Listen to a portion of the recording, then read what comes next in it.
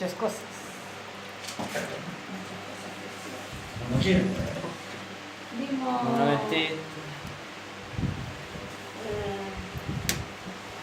vimos sobre la mano oculta. ¿Ya? ¿Qué más? Que los que Gracias. ponían la mano sobre el listón en la mano derecha eran masones. Y los que tenían en la mano izquierda se así como que se filtraban. ¿Ya? Era por costumbre. ¿Ya? Y no todos se ponían la mano derecha en el restón, los masones. Ajá. Eran símbolos masónicos. ¿Ya? ¿Qué más?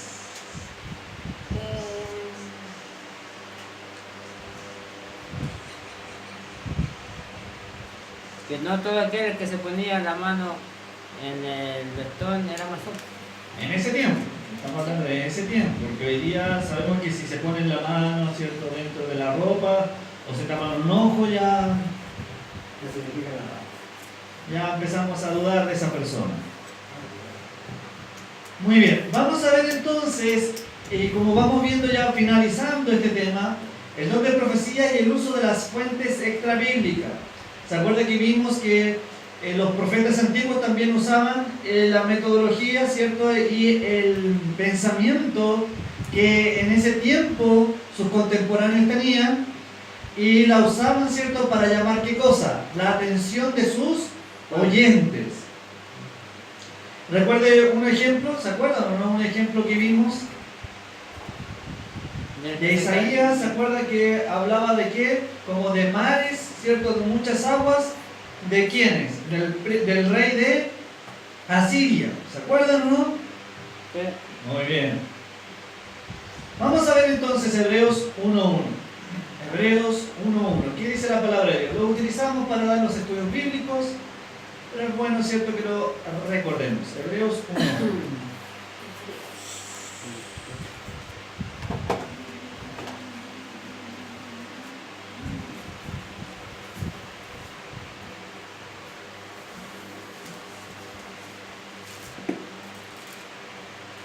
Hebreos 1.1 1.1.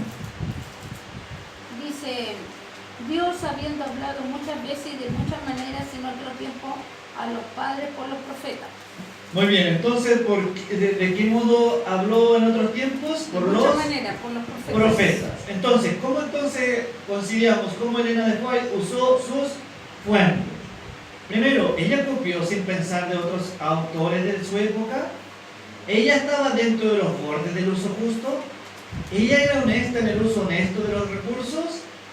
Y por último, la inspiración a los profetas a usar escritos de otros autores no era inspirado.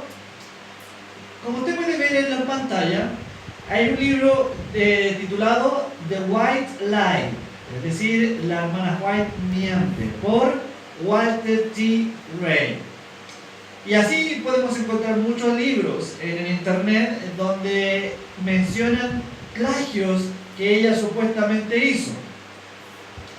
Pero aquí tenemos, ¿cierto?, la enciclopedia de ella, más de 100 páginas, donde refuta cada una de estas supuestas ataques que se mencionan en este libro, y aquí contraargumenta que no son plagios. De hecho, yo voy a usar un poco las citas de este libro para este tema de esta hora. ¿Está en inglés ese? ¿Ah? ¿Está en inglés? Está en inglés. Todos estos libros están en inglés. No los encontré en español. Es que son muy nuevos, son del 2005. Otro libro también dice The Fake Controversy, ¿cierto? El falsa controversia, de Dirk Anderson. Y obviamente también tiene otro contraargumento que también, ¿cierto?, los autores, algunos teólogos defienden en el tema de Understanding Ellen White, es decir, entendiendo a la hermana White de Merlin Bird.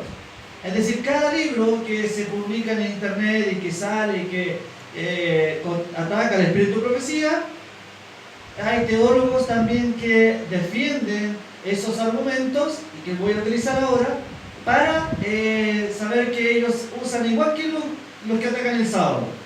Los que atacan el sábado, ¿cierto?, usan textos fuera del contexto. Y eso es lo que vamos a ver hoy día, ¿cierto?, atacando y defendiendo también ciertas citas. Lamentablemente, como le decía nuestro hermano Anthony, están todos en inglés porque son libros nuevos. Este, por ejemplo, salió en 2015. Este, por ejemplo, salió en 2017. De Jack Lake. Este es uno de los profesores de Andrews University. ¿Él defiende la antigua? Todos estos libros defienden a la hermana White. Y estos son los que atacan, The Faith Controversy. Este lo defiende y este lo ataca. Pero son todos estos libros que atacan dicen lo mismo, sino que lo van actualizando los ataques, nada más que eso. Muy bien, vamos a ver 7 fuentes o del uso de las fuentes que, bueno, saqué en estos libros y que obviamente también los usé para defender, ¿cierto?, estas citas. Factor número 1. La hermana White extensivamente de autores religiosos protestantes, de sus días ilegítimamente pidió prestado el lenguaje de esas fuentes no inspirado. Al tiempo de su muerte, sin embargo, la biblioteca personal de la hermana White contiene 1300 libros, pero todos los escritos por ella, no. La mayoría compuestos por autores quienes estaban fuera de la comunidad adventista. Entonces, ¿qué hacía ella? Después lo vamos a ver, que ella leía muchísimo. Entonces, uno de los factores es que ella cita autores religiosos protestantes de su época. ¿Y es por qué? Porque todavía está en su biblioteca personal más de 300 libros. Y no libros adventistas, libros de otros autores. Así como yo los tengo en mi biblioteca, gracias a Dios. Tengo libros no adventistas, libros testigos de Jehová, mormones, etc. Ella lo mismo usaba. Ella leyó y derivó materiales de muchas de estas fuentes y otros.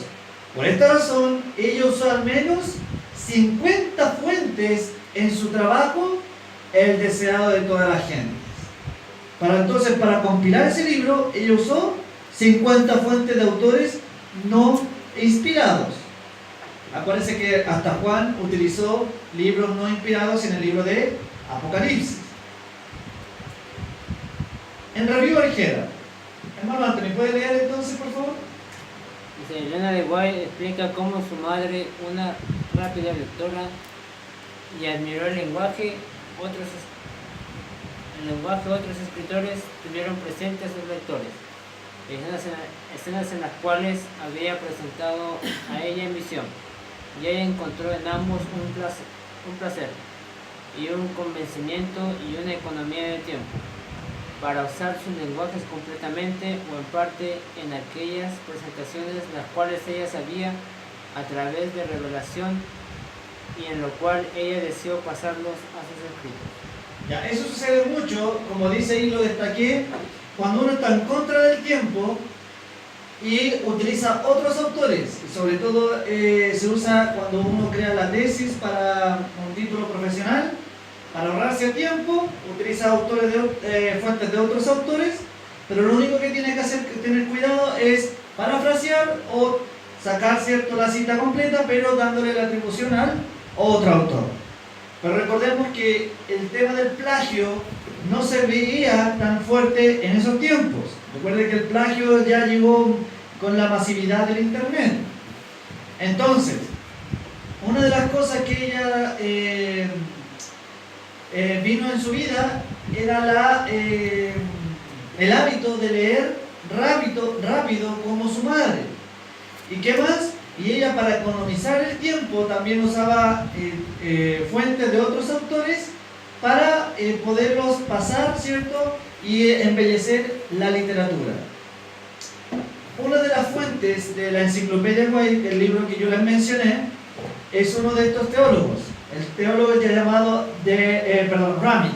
En el reporte dice lo siguiente: De acuerdo al estudiante de leyes, Vincent Rani, el uso del lenguaje de otros escritos es considerado uso limpio, es decir, no hay ninguna falta de usar fuentes de otra fuente y utilizarlo en su propio uso.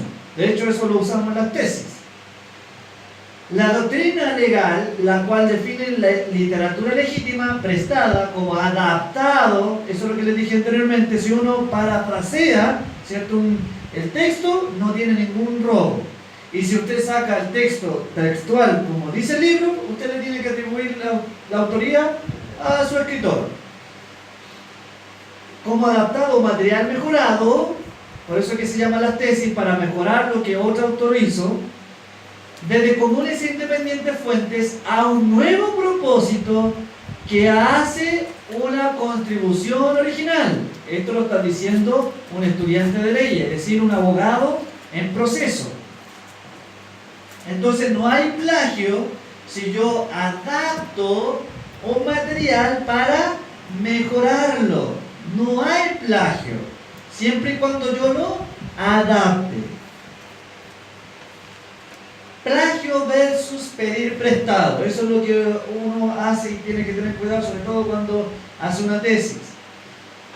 No caer en el plagio, porque eso es un robo. Pero pedir prestado no es un robo. Vamos a ver.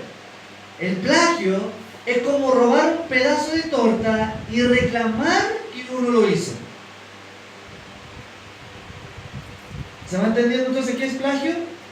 Es tomar un pedazo de una torta y decir, yo lo hice esa torta.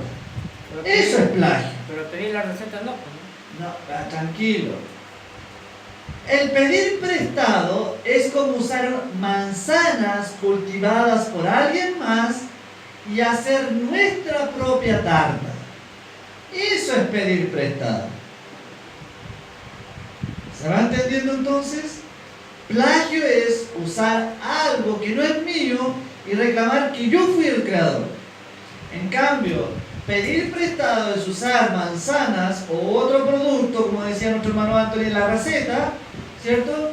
Y hacerlo y mejorar esa tarta. ¿Vamos bien hasta aquí? ¿Se entiende lo que es la diferencia entre plagio y pedir prestado?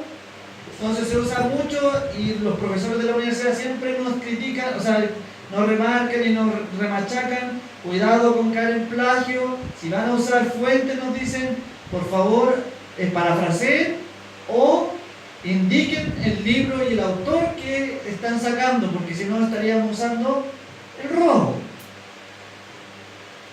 ¿Se va entendiendo entonces? ¿Está claro? Muy bien. El factor 2.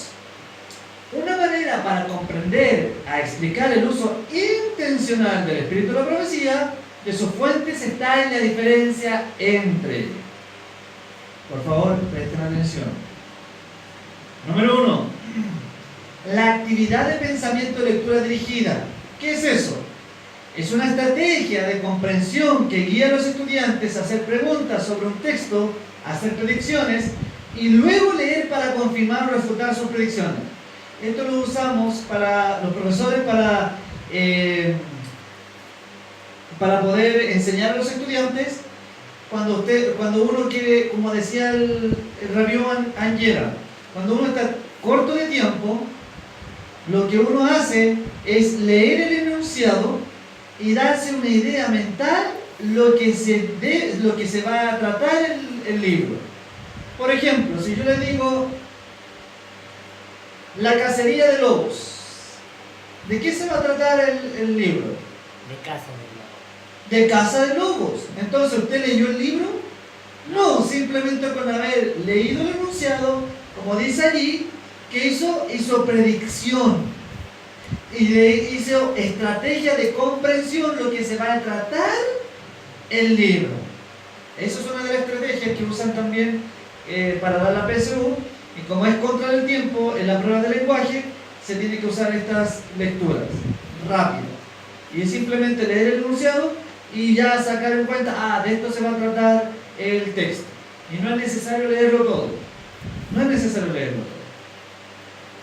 ¿Se va entendiendo entonces? Número uno entonces, ¿por qué se usan las fuentes? Por dos razones. Una, para guiar la comprensión del lector. Ese es el número uno.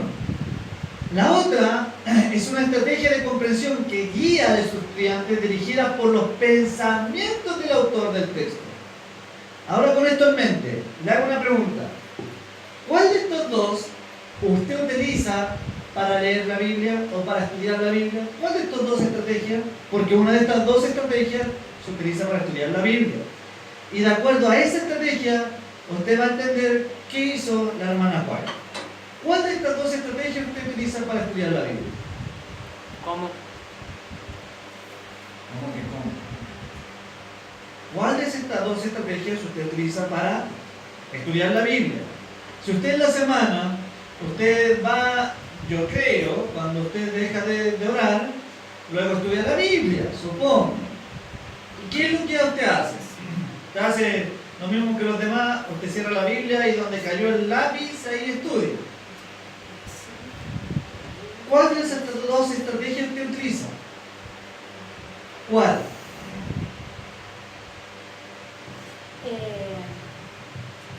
¿O no estudia la Biblia? Que no cache la idea que está planteando. La de arriba nuevamente dice, la estrategia es que usted lee el enunciado de un texto y eso usted mentalmente ya va con la idea preconcebida de lo que va a tratarse el libro. Vuelvo a repetir. Un ejemplo. ¿Cómo se llama esta? La ballena de Moby Dick. Moby Dick, la ballena. Usted lee el texto, lee el enunciado. ¿De qué se va a tratar el libro? De una ballena. ¿Leyó el libro? No, pero con solamente leer el enunciado ya sabe lo que se trata el libro. La otra estrategia dice que es la comprensión guiada de los estudiantes, pero por los pensamientos del autor del texto. Es decir, usted no se guía por el enunciado, sino que se guía simplemente por lo que se trata el libro. Por ejemplo, en muchos casos se da con los temas de los cuentos de terror, que usted ve que, o los de crimen, que usted piensa que hay como 10 pericos que tienen posibles causas, y al final usted tiene que leer el final para entender el libro, porque si usted no lee el final, queda con la duda, ¿cuál de los 10 fue el culpable? Entonces, ¿cuál de esas dos estrategias usted utiliza para estudiar la Biblia? La segunda. El segundo. La segunda. El segundo, porque usted no puede ir con un pensamiento ajeno a su parecer para poner en la Biblia. Acuérdense que eso lo vimos la semana pasada. Hay dos diferencias muy detalladas. Una es la exégesis y la otra es la exégesis. Si usted va con un pensamiento preconcebido, ¿usted qué es lo que le está colocando al texto de la Biblia? ¿Qué le está colocando? Su propia interpretación. Por ejemplo, si yo voy con el libro de Revelaciones y yo digo la revelación de Jesucristo, y si yo no tengo idea de lo que se va a tratar el Apocalipsis, y yo no tengo idea, ¿cierto? Simplemente leo el texto, ¿qué es lo que voy a simplemente con leer el enunciado? ¿Qué voy a hacer? Incluso me puedo amargar porque puedo decir, pucha, es Apocalipsis, es cosas así misteriosas, dragones, princesas, etcétera, etcétera, etcétera. La primera estrategia, ¿qué dice? La estrategia es de que el estudiante hace preguntas del texto con predicciones. En cambio, la segunda dice que es guiada por los pensamientos del autor del texto. Entonces, ¿qué debo hacer con el Apocalipsis?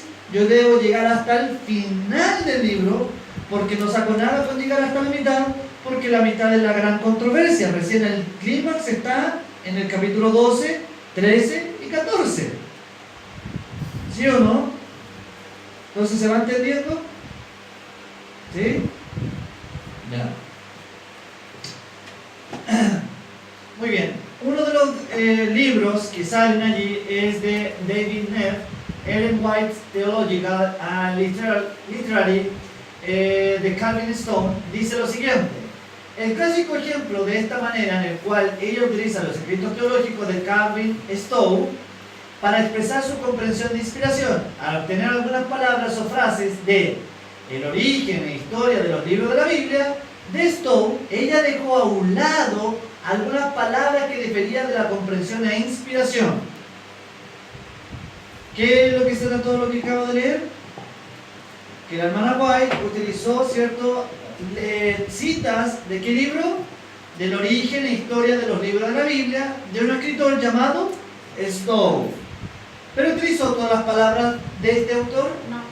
No.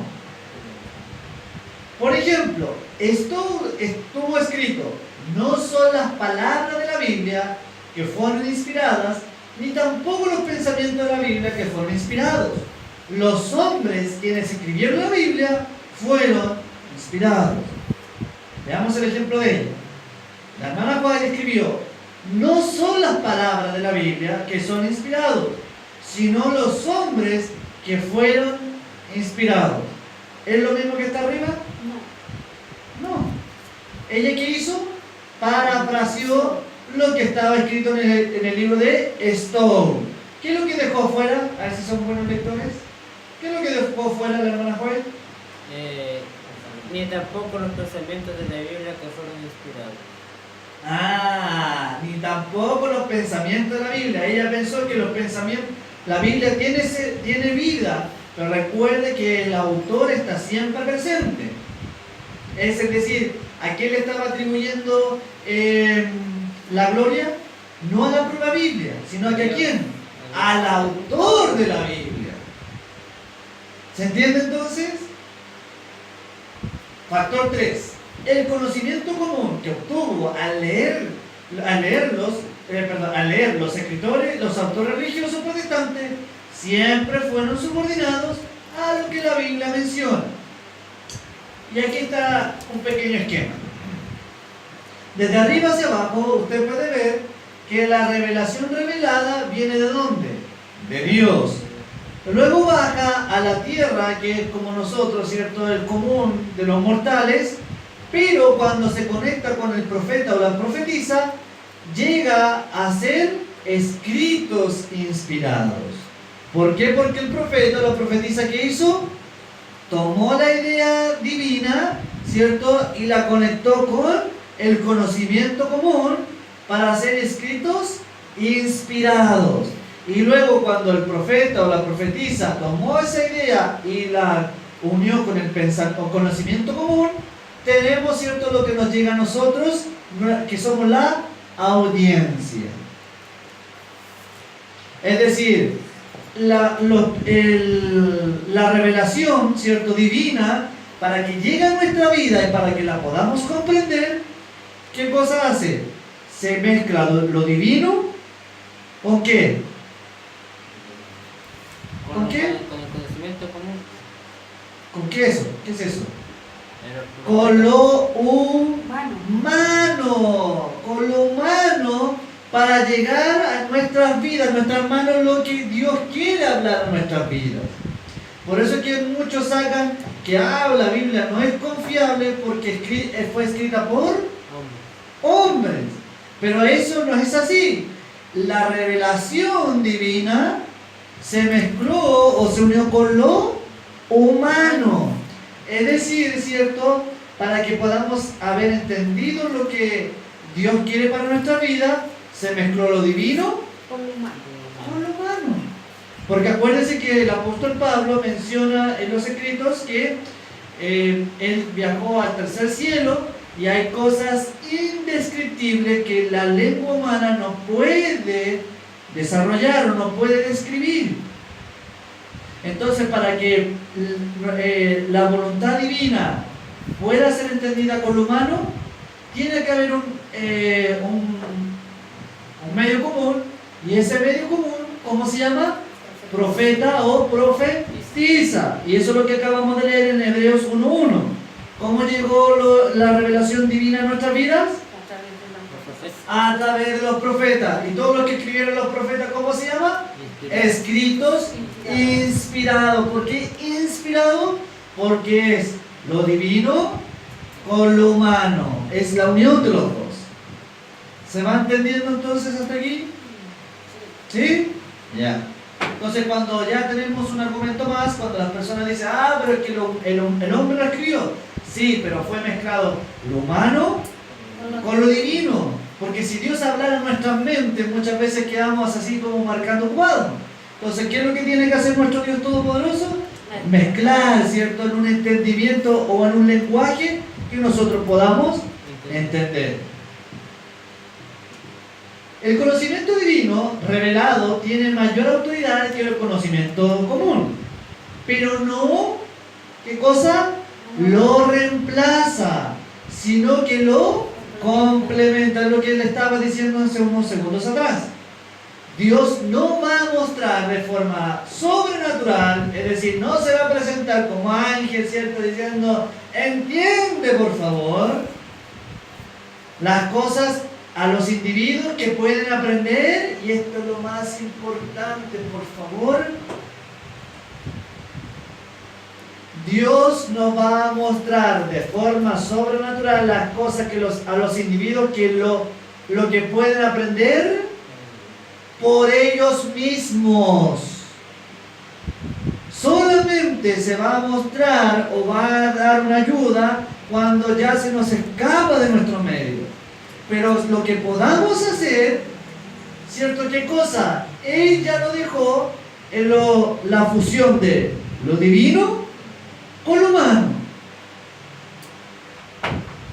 Lo mismo aplica a la hermana White. Ella usó fuentes comunes humanas para suplementar detalles, ilustraciones y otra clase de asuntos de apoyo. Es decir, si queremos, ¿cierto?, entender algo y que ya está revelado y que más encima, como decía anteriormente, lo dejó como comentario bíblico, y hay diccionarios y hay comentarios bíblicos, vamos a esperar que baje un ángel para que nos explique un trozo de la Biblia. ¿Cuántas fuentes ya tenemos para entender la Biblia? La Biblia misma, el Espíritu de Profecía, tenemos el comentario bíblico y más encima tenemos un diccionario bíblico. ¿Cuántas fuentes ya tenemos? 3. Entonces vamos a esperar que Dios baje y decir, ya, por favor, o sea, por favor, entiende. No lo va a hacer. En cambio, por ejemplo, como lo hacía Daniel no tenía tanto desarrollo, ¿cierto?, en su conocimiento como lo tenemos hoy en día. Por eso que quien tuvo que llegar a su lado para explicarle las 2300 tardes y mañanas, el ángel Gabriel. Pero si Daniel estuviese en nuestro medio, no hubiese necesitado ese asunto, porque ya tenemos, vuelvo a insistir, tenemos el Espíritu de Profecía, tenemos el comentario bíblico y tenemos incluso diccionarios bíblicos para entender un trozo de la Biblia. Entonces, ¿qué dice? Vuelvo a insistir, para aquellos que son medios lentos para aprender, y no significa que son tontos, porque todos aprendemos de diferentes formas. Dios no va a mostrar de forma sobrenatural las cosas a los individuos, lo que pueden aprender. ¿Por qué? Por ellos mismos. Porque si no, de otra forma, ¿saben cómo se llama? Flojera. Así se llama. Porque está todo. Está todo. Todo. El internet está plagado. Ahora podemos tener cuidado de que hay muchos, no puedo usar palabras fuertes por el púlpito, pero hay muchos ignorantes, por darle un nombre suave, ignorantes de la Biblia que suben cualquier material, pero recuerde que aquí está la sabiduría que Dios nos dio. Tenemos que complementar el Espíritu de Profecía con la Biblia, con el material que está en internet. Factor 4, de 7. La hermana White usa lenguaje de autores no inspirados para expresar sus inspirados pensamientos. Siempre fueron congruentes con la manera que funciona la inspiración. Por favor.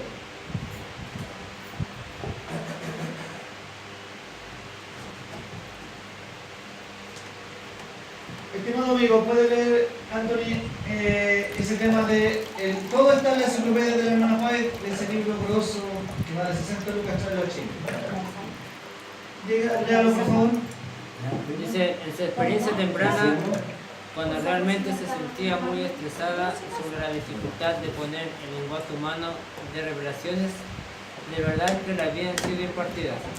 Se les recordaba el hecho que la sabiduría y el conocimiento proviene de Dios y que ella tenía la seguridad que Dios le daría la gracia y la conducción, y se le dijo que en la lectura de libros y revistas religiosos ella encontraría gemas de verdad en lenguaje accesible y tendría el apoyo del cielo para reconocerlas y separarla de la basura del error que ella podría asociarlo.